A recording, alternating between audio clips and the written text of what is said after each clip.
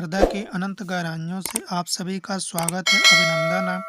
आशा है आप सभी लोग बहुत अच्छे होंगे। आप लोगों की तैयारी भी बहुत अच्छे से चल रही होगी। तो साथियों, आज हम पढ़ेंगे क्या भारत का संविधान, कॉन्स्टिट्यूशन ऑफ इंडिया में, जिसमें हमारा आज पढ़ेंगे टॉपिक रहेगा भारतीय संविधान की अनुसूचियों से संबंधित। आज हम डिटेल से पढ़ेंगे, जिससे आप लोगों को अब कोई प्रॉब्लम नहीं होगी। अनुसूचियों से संबंधित कोई भी क्वेश्चन आएगा आराम से आप कर ले जाएंगे। तो कितनी अनुसूचियां हैं, क्या क्या उसमें प्रावधान दिए गए हैं, पूरी जानकारी डिटेल के साथ पढ़ेंगे। आइए, अनुसूचियां पढ़ने से पहले एक बार संविधान से कुछ फैक्ट जो है एग्जाम पॉइंट ऑफ व्यू से इम्पोर्टेंट हैं, जो कहीं ना कहीं उससे क्वेश्चन बनता है, इसके बारे में जानकारी कर ले देखते हैं। इसके बाद हम अनुसूचियां डिटेल के साथ पढ़ेंगे। पहले देखते हैं जो भारत का संविधान है ये कब बनकर तैयार हो गया था। ये क्वेश्चन बहुत बार पूछा गया है। तो बनकर हुआ था 26 नवंबर 1949 को भारत का संविधान बनकर तैयार हो गया था। यानी 26 नवंबर 1949 को 26 नवंबर 1949 को बनकर तैयार हो गया था। इसीलिए 26 नवंबर को क्या मनाया जाता है, संविधान दिवस के रूप में मनाया जाता है। और ये लागू कब हुआ था पूरे देश में, ये भी पूछ दिया जाता है। तो ये लागू हुआ था 26 जनवरी 1950 को। तो साथियों 1950 को लागू हुआ था। 26 नवंबर 1949 को बनकर तैयार हो गया था। अब पूरे देश में, भारत में 26 जनवरी 1949 को लागू हो गया था।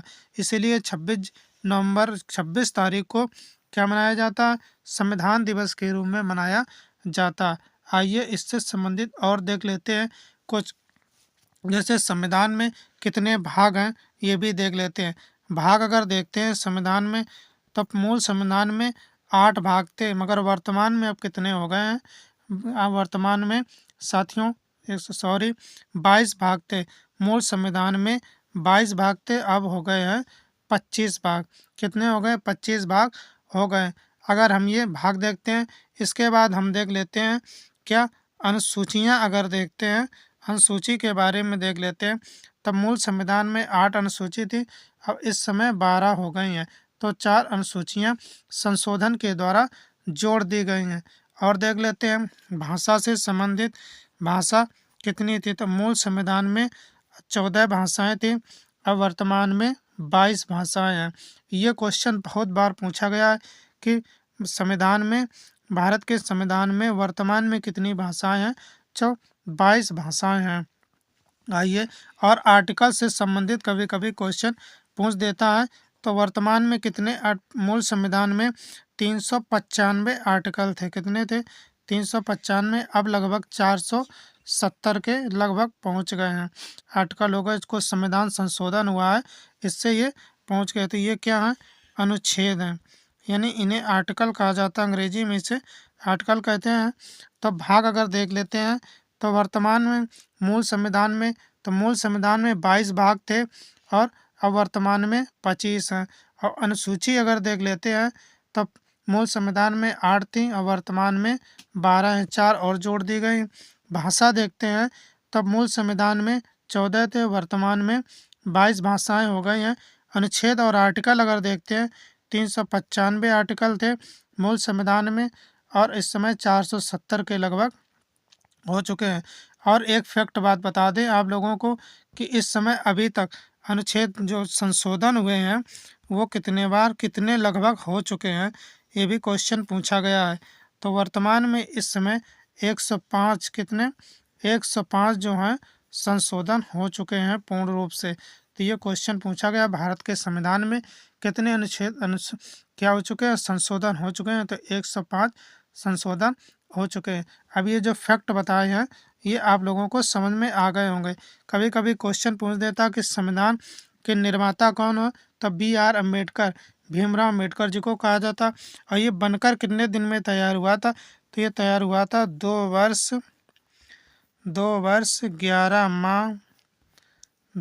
11 माह और 18 दिन लग गए थे, यानी 2 years 11 month और 18 days। यानी 2 वर्ष 11 माह 18 दिन में भारत का संविधान बन करके तैयार हो गया था। आइए अब हमने ये फैक्ट देख लिए हैं। अब अनुसूचियां हम पढ़ते हैं एक एक करके, किस अनुसूची में क्या दिया गया है इसको हम आराम से देख लेते हैं।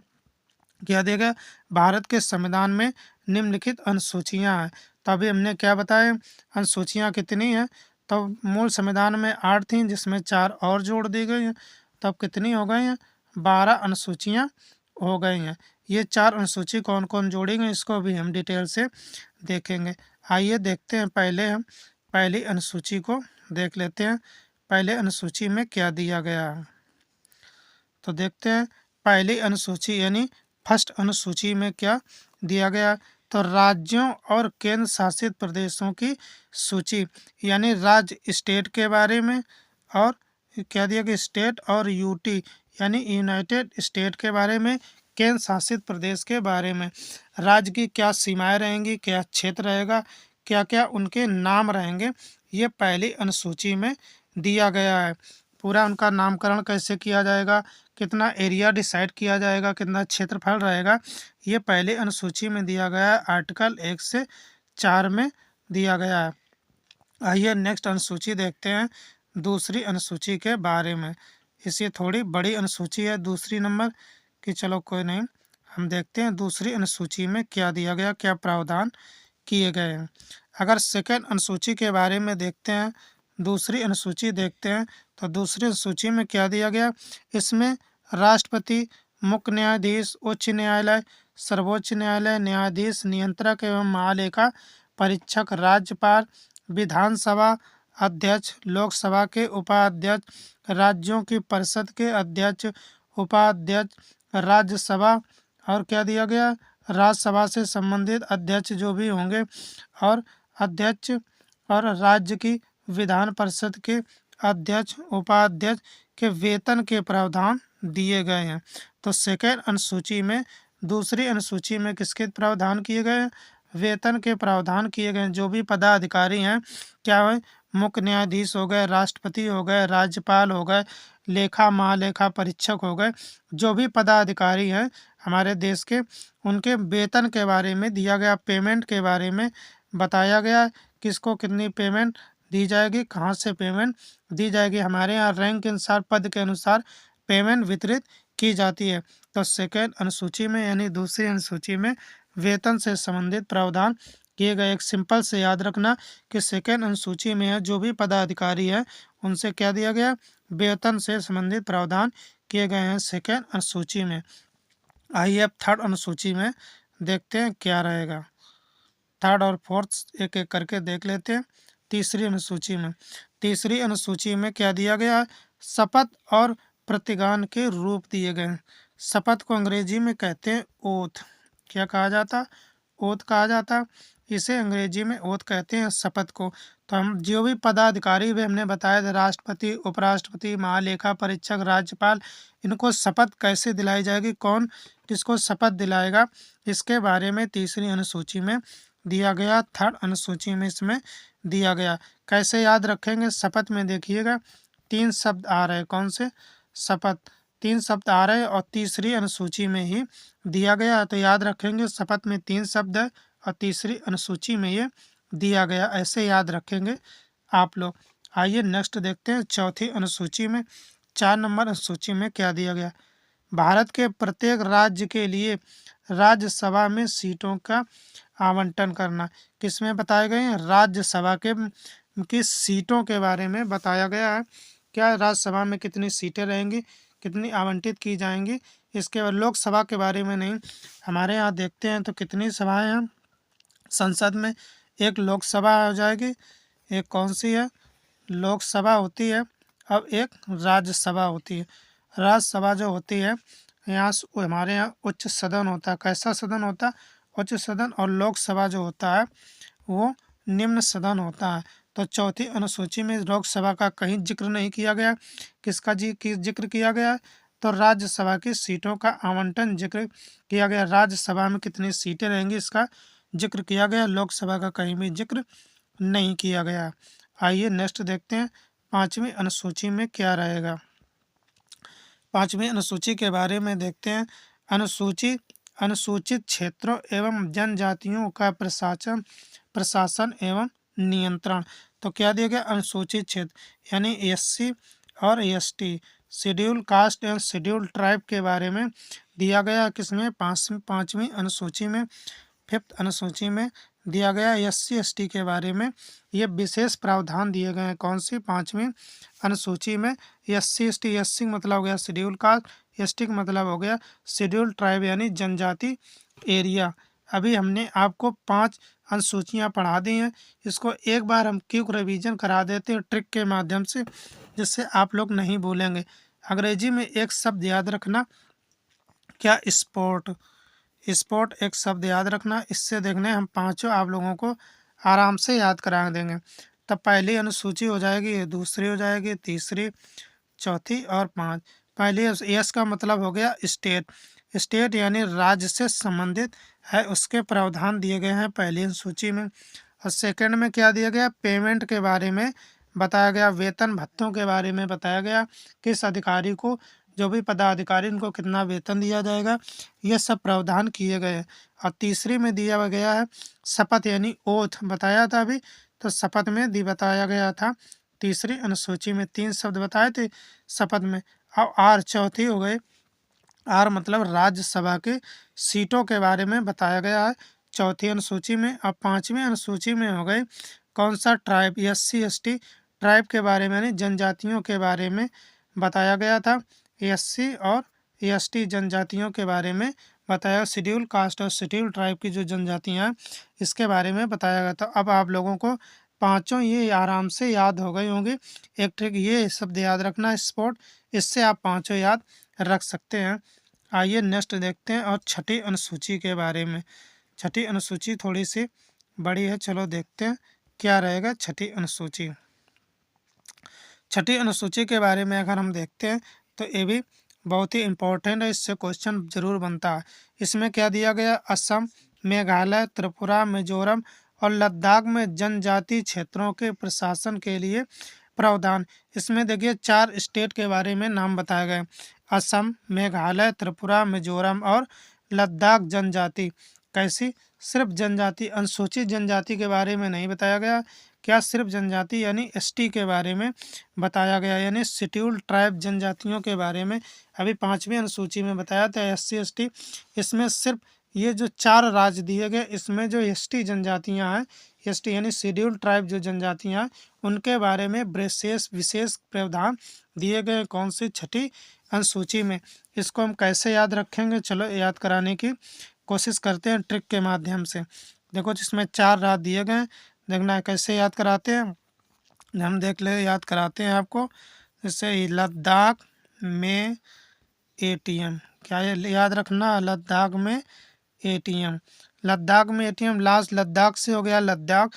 अब में हो गया हमारा कौन सा, मेघालय, याद रखेंगे मेघालय।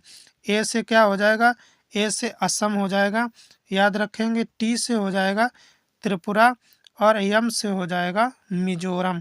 तो आप लोग याद रखेंगे लद्दाख में एटीएम। तो लद्दाख से लद्दाख हो जाएगा, में से हो जाएगा कौन सा, मेघालय हो जाएगा, में से मेघालय हो जाएगा, और ए से हो जाएगा असम, टी से हो जाएगा त्रिपुरा और मा से हो जाएगा मिजोरम। तो ये छठी अनुसूची में दिया गया ये 4 विशेष राज्यों के प्रावधान जनजातियों से संबंधित है, अलग से दिए गए हैं। आइए अब हम देखते हैं 7वीं अनुसूची में क्या दिया गया। 7वीं अनुसूची बहुत ही इम्पोर्टेंट है, ये विषयों से संबंधित है। चलो देखते हैं क्या रहेगा 7वीं यानी 7th अनुसूची। तो संघ और राज्यों के बीच शक्तियों और कार्यों का आवंटन, जिसमें 3 सूचियां दी गई हैं। और केंद्र और राज्य के बीच शक्तियों के बंटवारे के बारे में बताया गया है कि राज्य किस पे कानून बना सकता है और केंद्र किस पे कानून बना सकता है, ये शक्तियों का बंटवारा कर दिया गया। चलो देखते हैं क्या रहेगा। जिसमें रहेगा पहली सूची संघ सूची, जिसमें केंद्रीय सरकार के लिए, संघ सूची जिसमें केंद्र सरकार ही इसमें कानून बना सकते हैं, जिसमें उसमें कितने विषय दिए गए, 97 विषयों पर सिर्फ सेंट्रल गवर्नमेंट ही क्या बना सकती है, कानून बना सकती है। आइए नेक्स्ट देखते हैं। फिर दी गई है राज्य की सूची, राज्य सरकार की शक्तियाँ, जिसमें 66 विषय दिए गए हैं। कुल 66 विषयों पर सिर्फ कौन से कानून बना सकती है? राज्य सरकार ही कानून बना सकती है। इसके बाद दिया गया समवर्ती सूची, संघ एवं राज्य दोनों यानी 47 विषय ऐसे दिए गए हैं जिसमें राज्य कौन सा, राज्य और केंद्र दोनों मिलकर इसमें कानून बना सकते हैं। तो 3 ये अनुसूची दी गई है, संघ सूची, राज्य सूची और समवर्ती सूची। और एक अलग से दिया गया है जिसमें अवशिष्ट शक्तियाँ होती हैं। क्या होती हैं? अवशिष्ट शक्तियाँ। अवशिष्ट शक्तियाँ वे होती हैं जैसे वर्तमान में कोई चीज़, पहले देखते थे क्या इंटरनेट नहीं था, या 10 साल 20 साल बाद कोई नई खोज होती है, उससे संबंधित क्या कानून बनाना है, वो प्रावधान इसमें आते हैं, अवशिष्ट शक्तियों में आते हैं। अभी हम नहीं बता सकते 10 साल बाद 20 साल बाद क्या खोज हुई, या पहले हम देखते हैं पहले इंटरनेट नहीं था, अब इंटरनेट है, तो इस पर कानून बनाने के लिए, इसमें नियम बनाने के लिए, या साइबर क्राइम ना हो, इससे संबंधित कौन से नियम बना सकता है? इसमें संबंधित नियम बना सकती है संसद। संसद बना सकती है। अगर संसद नहीं ऑप्शन में दिखता है तब देख सकते हैं कौन बनाएगा? केंद्र सरकार बनाएगी। सेंट्रल गवर्नमेंट बना सकती है इस पे कानून। किस पे? अवशिष्ट शक्तियाँ अलग से दी गई हैं जिसमें कानून बनाने का अधिकार या तो संसद को है या केंद्र सरकार हो सकती है। अगर संसद नहीं दिखता है तो कौन में लिखेगा? केंद्र सरकार इसमें बनाएगी। तो ये अवशिष्ट शक्तियों के बारे में बताया गया। 3 अनुसूचियाँ आप लोगों को याद हो गई होंगी, संघ सूची, राज्य सूची और संवर्ग सूची, जिससे कंकरेंट कहा जाता है संवर्ग सूची में, जिसमें 47 विषय शामिल है, जिसमें दोनों लोग राज्य और केंद्र दोनों लोग बना सकते हैं। आइए नेक्स्ट देखते हैं 8वीं अनुसूची के बारे में। 8वीं अनुसूची बहुत ही ये भी अच्छी इम्पोर्टेंट अनुसूची है, भाषा से संबंधित लेकर है। चलो देखते हैं। संविधान द्वारा मान्यता प्राप्त भारत की 22 भाषाओं की सूची। क्या बताया गया था? भारत में जो भारत के संविधान है 8वीं अनुसूची में लैंग्वेज यानी भाषा से संबंधित बताया गया था। तो वर्तमान में कितनी थी? 14 थी, अब कितनी हो गई? 22 हो गई हैं। तो पहले मूल संविधान में 14 थी, अब उसमें परिवर्तन किया गया, संविधान संशोधन किए गए हैं, तो 22 भाषाएं हो गई हैं। चलो एक एक करके भाषाओं को देख लेते हैं कौन कौन 22 भाषाएं हैं, जिसमें रहेगी पहली असमिया, बंगाली, हिंदी और कन्नड़। इसके बाद देख लेते हैं कौन सी और भाषाएं रहेंगी, भाषाओं के बारे में देख लेते हैं। इसके बाद हो जाएगी हमारी मणिपुरी, मलयालम, कोंकणी, मराठी, नेपाली, ओरिया, पंजाबी, संस्कृत, सिंधी, तमिल, तेलुगु, उर्दू और संथाली, बोडो, मैथिली और डोगरी। ये 22 भाषाएं संविधान में मान्यता प्राप्त हैं। अब देख लेते हैं कुछ हिंदी से संबंधित क्वेश्चन पूछ लिए जाते हैं, तो हिंदी को थोड़ा हम डिटेल में देख लेते हैं। हिंदी से क्वेश्चन पूछ लिया जाता है। चलो देखते हैं क्या रहेगा। देखिए अभी क्या क्रेज़ चल रहा है कि इंग्लिश मीडियम एक स्कूल में पढ़ें, या अंग्रेजी जिसको आता है वही होशियार है, जिसको अन्य भाषाएं आती हों वो होशियार नहीं है। तो देख लीजिए इन 22 भाषाओं में कहीं पर भी इंग्लिश का जिक्र नहीं किया गया है। देख लीजिए हम दिखा दे रहे हैं आप लोगों को। देखिए इसमें कहीं पर भी ये 22 भाषाएं दी गई हैं, इसमें भी कहीं भी इंग्लिश भाषा का जिक्र नहीं किया गया है। देखिए यहाँ पे असमिया है, बंगाली है, गुजराती है, हिंदी है, कन्नड़ है, कश्मीरी है, मणिपुरी, मलयालम, कोंकणी, मराठी, नेपाली, उड़िया, पंजाबी, संस्कृत, सिंधी, तमिल, तेलुगु, उर्दू, संथाली, बोडो, मैथिली। इसके बाद हो जाएगा डोगरी। ये सब भाषाएं दी गई हैं, कहीं पर भी अंग्रेजी भाषा का जिक्र नहीं किया गया है। आइए नेक्स्ट देखते हैं क्या बताया था। हिंदी से संबंधित क्वेश्चन पूछ लिए जाते हैं, तो हिंदी में थोड़ा देख लेते हैं क्या रहेगा। हिंदी में देखते हैं, इसमें जो है भारत के संविधान में आर्टिकल 343 से 351 के बीच में हिंदी से संबंधित किसके बारे में पूरी जानकारी बताई। इसके प्रचार प्रसार के बारे में, इसकी क्या लिपि रहेगी इसके बारे में बताया गया। तो हिंदी की क्या लिपि है? तो हिंदी की देवनागरी लिपि है। कौन सी है? देवनागरी लिपि।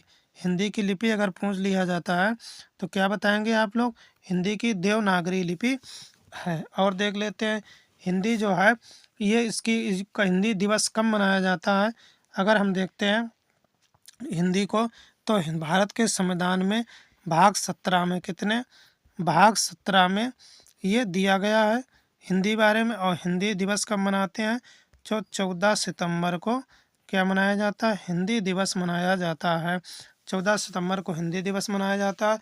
अब भाग 17 में दिया गया आर्टिकल 343 से 351 के बीच दिया गया। और लिपि कौन सी बताई गई है? तो देवनागरी लिपि बताई गई है। आइए नेक्स्ट अनुसूची देखते हैं कौन सी 9वीं अनुसूची बारे में। अब ये जो कुछ भाषाएं अलग से जो जोड़ी गई, पहले 14 भाषाएं थी मगर कुछ भाषाएं जो जोड़ी गई हैं उन भाषाओं को एक बार देख लेते हैं कौन कौन सी भाषाएं जोड़ी गई हैं। चलो देखते हैं। सिंधी सिंधी भाषा एक अलग से जोड़ी गई कब? 1967 में 21वें संविधान संशोधन द्वारा जोड़ी गई। कब हुआ था? 1967 में 1967 में कौन सा 21वां संविधान संशोधन हुआ था? कौन सा हुआ था? 21वां संविधान संशोधन। ये याद रखना, बहुत बार क्वेश्चन में पूछा गया है। यानी 21वें 21 कॉन्स्टिट्यूशनल अमेंडमेंट हुआ था 1967 में, जिसमें सिंधी भाषा को जोड़ा गया था। आइए नेक्स्ट देखते हैं। नेक्स्ट कौन सी भाषा रहेगी? इसमें रहेगी कोंकणी, मणिपुरी और नेपाली। ये 3 भाषाएं 1992 में 71वां संविधान संशोधन हुआ था। 1992 में कौन सा 71 कौन सा कॉन्स्टिट्यूशनल अमेंडमेंट हुआ था जिसमें 3 भाषाएं जोड़ी गई थी, कोंकणी, मणिपुरी और नेपाली। इसको किस तरीके से याद रखेंगे? हम ट्रिक बताते हैं जिसमें एक शब्द याद रखना, नमक। क्या याद रखना? नमक याद रखना। तो ना से हो जाएगा नेपाली, माँ से हो जाएगा मणिपुरी और का से हो जाएगा कोंकणी।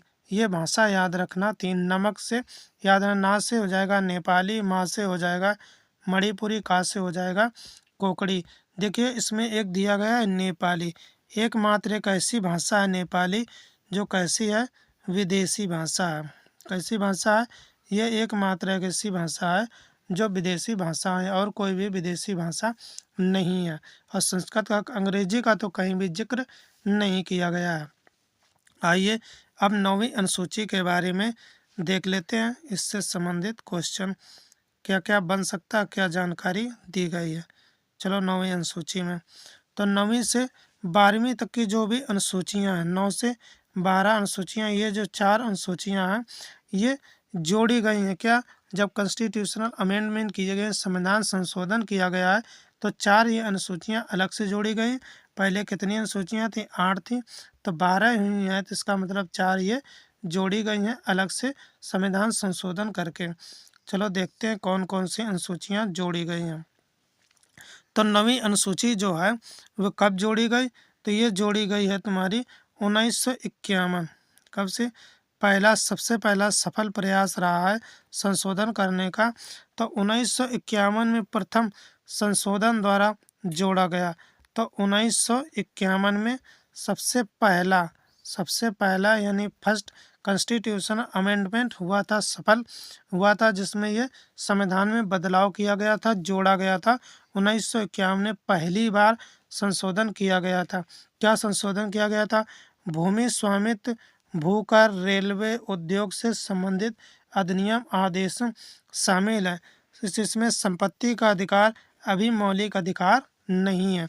एक तरीके से अगर हम सिंपल भाषा में इसको समझें तो 9वीं अनुसूची में क्या दिया गया?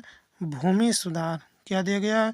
भूमि सुधार से संबंधित प्रावधान किए गए हैं। किसमें? 9वीं अनुसूची में अगर हम सिंपल भाषा में देख रहे हैं तो क्या भूमि सुधार से संबंधित इसमें प्रावधान किए गए हैं। चलो और देख लेते हैं। इसमें एक शब्द आया संपत्ति का अधिकार मौलिक अधिकार नहीं है। अगर हम देखते हैं मौलिक अधिकार कितने, मूल संविधान में मौलिक अधिकार 7 थे मगर वर्तमान में कितने रह गए? 6 रह गए, जिसमें संपत्ति के अधिकार को क्या कर दिया गया? हटा दिया गया। कब हटाया गया था इसको हम देख लेते हैं। तो 1978 में। कब हटाया गया था? 1978 में। कौन सा? 44वां संविधान संशोधन हुआ था। 44 कॉन्स्टिट्यूशनल अमेंडमेंट हुआ था, जिसको आर्टिकल 300A में रखा गया है, जिसको क्या संवैधानिक यानी लीगल राइट यानी फंडामेंटल राइट मौलिक अधिकार से हटा करके अब संवैधानिक अधिकार बना दिया गया। क्या बनाया गया है?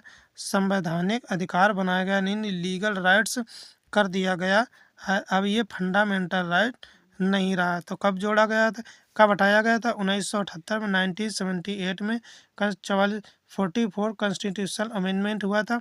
अब इसे आर्टिकल 300A में कब इसे संवैधानिक अधिकार बना दिया, फंडामेंटल राइट से इसको हटा दिया गया। 9वीं अनुसूची के बारे में और थोड़ा जानकारी कर लेते हैं। 9वीं अनुसूची में अगर किसी विषय पर कोई विषय पर कानून बनाया गया, अब बनाने के बाद उसे अगर 9वीं अनुसूची में रख दिया गया है, तो फिर कोई भी कोर्ट, सुप्रीम कोर्ट इसके बारे में न्यायिक कोई भी समीक्षा नहीं कर सकती है या इससे संबंधित कोई भी याचिका दायर नहीं कर सकता है इसमें, अगर इसमें अनुसूची में डाल दिया गया है। मगर क्या हुआ था, सुप्रीम कोर्ट ने एक बार फैसला सुनाया। इसमें क्या फैसला सुनाया था? सुप्रीम कोर्ट ने 2007 में एक फैसला आया था। एक फैसला क्या आया था कि 24 अप्रैल, कौन सा? 24 अप्रैल और 1973 1978 के बाद, कौन से के बाद जो भी कानून बनेंगे या भी 9वीं अनुसूची में डाले जाएंगे, उसकी समीक्षा कर सकते हैं। क्या कर सकते हैं? उसकी समीक्षा की जा सकती है। अब समीक्षा उसकी कर सकते हैं। 9वीं अनुसूची में कोई भी विषय डाले जाएंगे तो 24 अप्रैल 1973 के बाद के जो भी विषय बनाए जाएंगे उसे 9वीं अनुसूची में रखा जाएगा, तो उसकी समीक्षा कर सकते हैं, याचिका दायर कर सकते हैं।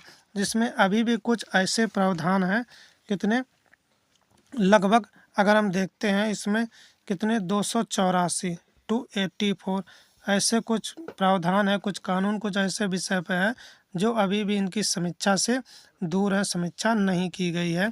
आइए नेक्स्ट देखते हैं। अब हो जाएगी 10वीं अनुसूची के बारे में देख लेते हैं, क्या रहेगा 10वीं अनुसूची में। तो 10वीं अनुसूची से संबंधित देखते हैं क्या दिया गया है। 1985 में 52वां संविधान संशोधन द्वारा जोड़ा गया, जिसमें दल बदल के आधार पर अयोग्यता के प्रावधान शामिल है। कौन सा हुआ था? 1985 में, 1985 में 52वां कॉन्स्टिट्यूशनल अमेंडमेंट हुआ था, जिसमें कौन सा कानून बनाया गया? दल बदल का कानून बनाया गया था। अगर किसी पार्टी से आप जीत करके जाते हैं, दूसरी पार्टी में अगर चले जाते हैं, तो आपका क्या हो जाएगी? आपकी सदस्यता को रद्द कर दिया जाएगा। तो इसको कैसे याद रखेंगे? 10वीं अनुसूची में दल बदल का कानून था, तो क्या रखेंगे? शायद आप लोगों ने एक गाना सुना होगा, 10 बहाने कर गए करके ले गए दिल। कौन सा? 10 बहाने करके ले गए दिल। ये गाना आप लोगों ने खूब सुना होगा। तो दिल से देखो, इसमें दल एक शब्द आ रहा, तो दल कौन सा था? 10वीं अनुसूची के बारे में बताया। 10वीं अनुसूची में दिया गया था कि दल बदल से संबंधित कानून इसमें बनाए गए हैं। आप लोगों को ये समझ में आ गया होगा। नेक्स्ट देखते हैं और दो देख लेते हैं। 11वीं अनुसूची, कौन सी अनुसूची के बारे में? 11वीं अनुसूची के बारे में देखते हैं। तो 1992 में 73वें संविधान संशोधन द्वारा इसमें पंचायती राज के प्रावधान शामिल हैं। कौन सा? 1992 1992 में कौन सा संविधान संशोधन हुआ था? 73वां संविधान संशोधन हुआ था, जिसमें किससे संबंधित है? पंचायती राज से संबंधित ये प्रावधान दिए गए हैं। किससे संबंधित है? पंचायती राज से संबंधित प्रावधान है। इसको क्या कहते हैं? रूरल वाला। कौन सा एरिया रहेगा? इसमें रूरल वाला एरिया रहेगा, पंचायती राज वाला। इससे संबंधित पंचायती राज के बारे में देख लेते हैं। तो पंचायती राज में कितने विषय होते हैं? 29 विषय पर कानून बनाए जा सकते हैं। कैसे याद रखेंगे? एक कहावत, एक मुहावरा सुना होगा आप लोगों ने, 9 2 11 होना। कौन सा मुहावरा? 9 2 11 होना, एक मुहावरा सुना होगा। तो 11वीं अनुसूची है। कौन सी अनुसूची? 11वीं अनुसूची। अगर हम रिवर्स करके इसको लिखते हैं तो क्या हो जाएगा? 29 विषय हो जाएंगे। तो 29 विषय 11वीं अनुसूची में पंचायती राज से संबंधित है। आइए नेक्स्ट देखते हैं। नेक्स्ट क्या रहेगा? 12वीं अनुसूची। क्या रहेगा? 12वीं अनुसूची के बारे में देखते हैं। तो 1992 74वें संविधान संशोधन द्वारा इसमें नगर निगम के प्रावधान शामिल है। क्या गया 1992 में उसी साल दोनों नगर पंचायती राज और नगर निगम 1992 में पंचायती राज 73वां संविधान संशोधन था। 1992 जो 74वां संविधान संशोधन किया गया था ये किसके लिए किया गया था? अर्बन के लिए, यानी नगर निकाय से संबंधित है, नगर निगम से संबंधित ये प्रावधान किए गए थे। इसमें विषय अगर देखते हैं नगर 11वीं अनुसूची में अगर हम देखते हैं क्या विषय से संबंधित देखते हैं नगर निकाय में कितने विषय हैं। तो विषय अगर देख लें तो इसमें 18 विषय के बारे में जानकारी दी गई है। और पंचायती राज में कितने दी गई चलो देखते हैं। इसमें जो है इसमें कितने 29 विषय के बारे में जिन जानकारी दी गई किसमें पंचायती राज में। और इसमें देखते हैं तो 18 विषय के बारे में जानकारी दी गई है, यानी 18 विषय पर आप कानून बना सकते हैं किसमें नगर निकाय में। और 29 विषय पर कानून बना सकते हैं आप किससे? पंचायती राज से संबंधित। तो साथियों जो हमने आप लोगों को पढ़ाया है अनुसूचियों से संबंधित या जो भी फैक्ट्स बताए हैं आप लोगों को ज़रूर समझ में आया होगा। हमारी ट्रिक जो आप लोगों को बहुत अच्छी लगी होगी, आप लोगों को समझ में आई होगी। आप लोगों से एक और विषय शायद 9वीं अनुसूची में देख लेते हैं जो भाषा से संबंधित एक क्वेश्चन छूट गया था और इसको एक बार हम देख लेते हैं क्या रह गया था। कौन सी? 8वीं अनुसूची में। 8वीं अनुसूची में सिंधी जोड़ी गई थी और हमने नमक से संबंधित आप लोगों को याद करा दिया था। कौन सी? कोंकणी, मणिपुरी, नेपाली कब 1992 71वें संविधान संशोधन द्वारा जोड़ी गई थी। और इसमें भाषाएं जोड़ी गई थी कौन सी? ये छूट गई थी, चलो देख लेते हैं इसको। कौन सी? संथाली, मैथिली, बोडो, डोंगरी। 2003 में 92वां संविधान संशोधन हुआ था जिसमें 4 भाषाएं और ये अलग से जोड़ी गई थी। चलो देख लेते हैं इन्हें किस तरीके से याद रखेंगे। तो कब ये 4 भाषाएं जोड़ी गई थी? 2003 में जोड़ी गई थी। कौन सा संविधान संशोधन हुआ था? तो 92वां कॉन्स्टिट्यूशन 92 कॉन्स्टिट्यूशन अमेंडमेंट हुआ था। कैसे याद रखेंगे?